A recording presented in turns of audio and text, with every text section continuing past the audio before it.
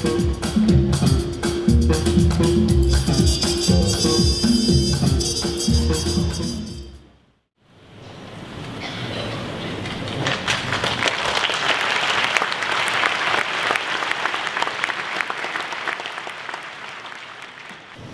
kami hormati Ibu Monika Guterres, Menteri Kebudayaan dan Media Republik Federasi Jerman. Yang saya hormati Bapak Fauzi Bowo, Duta Besar Republik Indonesia di Jerman, Wali Kota Frankfurt am Main, Direktur Frankfurt Book Fair, Pak Jurgen Bosch, Bapak Gunawan Muhammad, Ketua Organizing Committee Frankfurt Book Fair Indonesia, dan seluruh delegasi Indonesia, serta hadirin yang saya hormati. Assalamualaikum warahmatullahi wabarakatuh.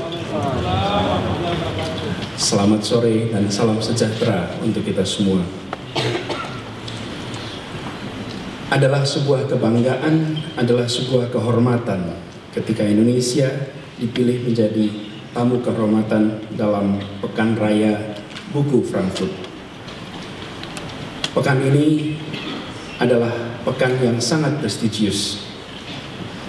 Dan bagi sebuah bangsa yang amat bineka, yang memiliki tradisi kebudayaan yang sangat bervariasi, undangan untuk hadir menjadi tamu kehormatan adalah kesempatan untuk meragakan akumulasi pengetahuan, pengalaman, pergulatan budayanya dalam sebuah perhelatan prestisius di salah satu laga budaya paling tersohor. Dan kami dari Indonesia mengucapkan terima kasih atas kehormatan ini.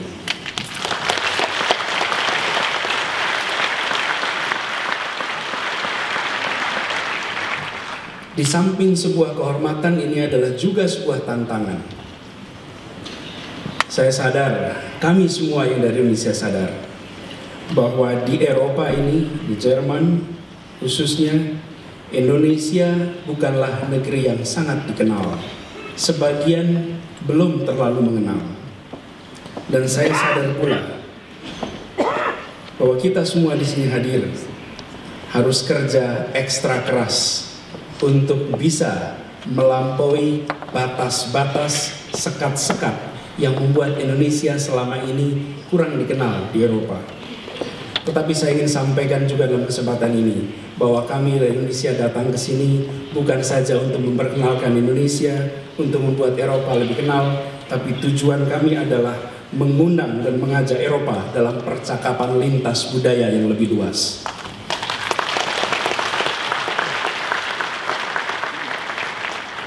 Terutama di masa-masa seperti sekarang ini, ketika ribuan orang, ratusan ribu jumlahnya, berbondong-bondong datang dari luar, berpindah, dan diantaranya berpindah ke Eropa, menjadi bagian dari sini, yang kemudian akan memberikan warna tersendiri bagi Eropa.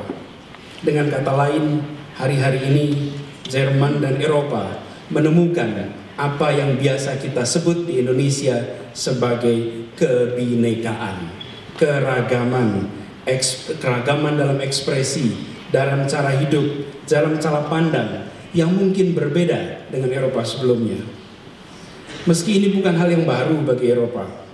Sejak Pax Romana dan sesudahnya, Eropa dibentuk oleh berbagai migrasi. Sejak abad 9 dan kemudian abad ke-13, ketika ilmu pengetahuan dan pemikiran dari dunia Islam masuk ke universitas-universitas di Eropa. Karena itu, kami semua berharap kehadiran Indonesia di sini dapat dianggap sebagai satu sumbangan kami untuk meneguhkan bahwa kebudayaan berkembang melalui sikap terbuka. Kebudayaan adalah percakapan terus-menerus, sebagaimana pengalaman kami di Indonesia, di mana kebaruan, kebinekaan, dan keterbukaan membuat budaya kita bisa jauh lebih kaya, jauh lebih indah, dan saya percaya Jerman dan Eropa akan jauh lebih kaya, jauh lebih indah dengan percakapan antar budaya ini.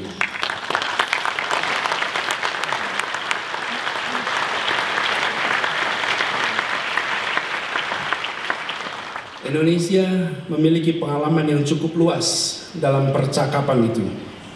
Inilah negeri dengan belasan ribu pulau, dengan lebih dari 700 bahasa, lebih dari 300 tradisi lokal, yang selama berabad-abad melalui perdagangan atau diplomasi, melalui damai atau perang, keragaman itu dijalani sebagai proses belajar bersama. Berabad-abad bangsa di Kepulauan Nusantara belajar management of differences, mengelola perbedaan. Karena itu, ketika akhirnya di tahun 1945 kita bersepakat untuk memiliki sebuah negara, 1 Juni 1945 persisnya, pemimpin Gerakan Kebangsaan Indonesia yang kemudian menjadi presiden pertama Indonesia, Soekarno berpidato. Dia mengungkapkan kembali inti dari persatuan Indonesia dengan butir-butir Pancasila. Karena itu, Indonesia yang kini tegak bukanlah Indonesia yang ditegakkan lewat penaklukan. Indonesia adalah sebuah negeri yang dibangun lewat imajinasi. Imajinasi yang membuat Indonesia bersatu. Ratusan bahasa, ratusan suku memiliki imajinasi akan membangun sebuah negara yang sama, bangsa yang sama, dan bersepakat untuk menggunakan bahasa bersama, dan bahasa bersama itu bukanlah bahasa kaum mayoritas, tetapi bahasa kaum minoritas, dan disepakati 17 tahun sebelum hadirnya negara. Tak banyak bangsa di dunia yang bisa menyepakati bahasa bersama 17 tahun sebelum hadirnya negara. Bahasa bersama tak lahir melalui undang-undang yang didekretkan oleh negara dan dipaksakan kepada penduduknya. Bangsa ini bersepakat untuk memiliki satu bahasa sebelum ada negara. Ini adalah salah satu contoh perjalanan bangsa Indonesia di dalam mengelola perbedaan, menemukan sebuah platform untuk menyatukan, bukan dengan meleburkan identitas, tapi dengan mendaya gunakan daya pikir lewat ekspresi bahasa. Karena itu, bahasa Indonesia yang digunakan sekarang berkembang menjadi pemersatu. Dan di dalam konteks itu, imajinasi tentang keindonesiaan juga berkembang dan disebarkan melalui karya tulis yang menginspirasi dialog, yang memunculkan percikan-percikan ide. Di sana ada perbenturan, tetapi semuanya diekspresikan dalam bahasa menginterpretasi imajinasi tentang Indonesia.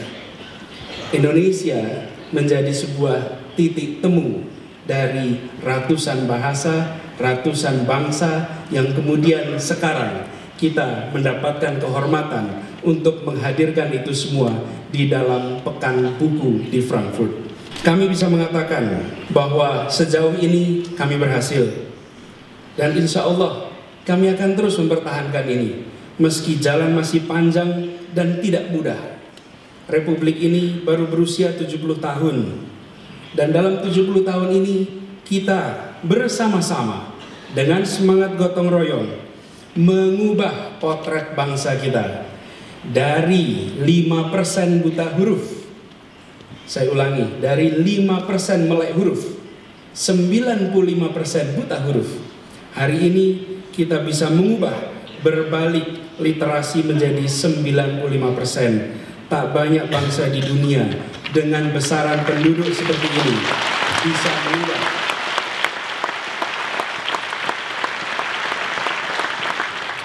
Dari buta huruf total menjadi melek huruf total. Di bawah kolonialisme, Indonesia tak banyak mengenal universitas. Kali ini kita sudah memiliki lebih dari 3.500 universitas. Kelaziman membaca di kalangan penduduk Indonesia memang belum tinggi. Kita masih rendah, tetapi trennya makin meningkat, terutama di kalangan generasi muda. dan mengelola perbedaan dengan damai yang menjadi inti demokrasi adalah bagian dari ikhtiar 16 tahun terakhir bangsa Indonesia. Indonesia selama 16 tahun terakhir ini secara terus-menerus mengupayakan ekspresi perbedaan dengan kedamaian. Karena itulah inti dari demokrasi. Kebisingan yang muncul dari demokrasi diiringi dengan kedewasaan untuk mengelola perbedaan. Kami memang pernah mengalami masa yang sulit, masa yang traumatik, baik di era 60-an maupun berbagai kejadian konflik lainnya. Tapi alhamdulillah, kami dengan perlahan tapi pasti melampauinya satu persatu, mengelola perbedaan dengan kedewasaan, dan mengelola perbedaan untuk belajar, untuk saling belajar dengan tiada henti-hentinya. Belajar tentang diri kita, belajar tentang orang lain, tentang dunia lain. Dan Indonesia adalah sebuah negeri yang berprinsipkan Pancasila. Dengan porsi penduduk terbesarnya memeluk agama Islam. Di Indonesia selama berabad-abad, Islam dan Muslim telah mewarnai perjalanan bangsa ini dengan pesan-pesan keterbukaan, kedamaian, dan apresiasi tentang kebinekaan. Dinamika antar pemikiran memang selalu hadir, tapi bingkai kebinekaan tetap menjadi rujukan kita bersama. Dalam proses itulah peran buku dan karya tulis menjadi sangat vital, juga untuk masa depan. Buku dalam bentuknya yang sekarang akan berubah, dan memang pasti akan berubah. Namun esensinya, yaitu kreativitas dalam bidang pemikiran dan keindahan, akan terus berlanjut. Kita semua berharap agar Indonesia dengan hadir di Pekan Raya Buku ini memandang ke sebuah era melampaui buku, sebuah era yang tak lagi mengandalkan buku dalam bentuknya yang sudah berumur ratusan tahun, sejak mesin cetak ditemukan di Korea atau di Gutenberg di Jerman. Karena itu kita hadir di sini bukan saja dengan ekspresi buku. Kami hadir di sini dalam berbagai karya ekspresi budaya, seni rupa, arsitektur, fotografi, film, kuliner, seni pertunjukan.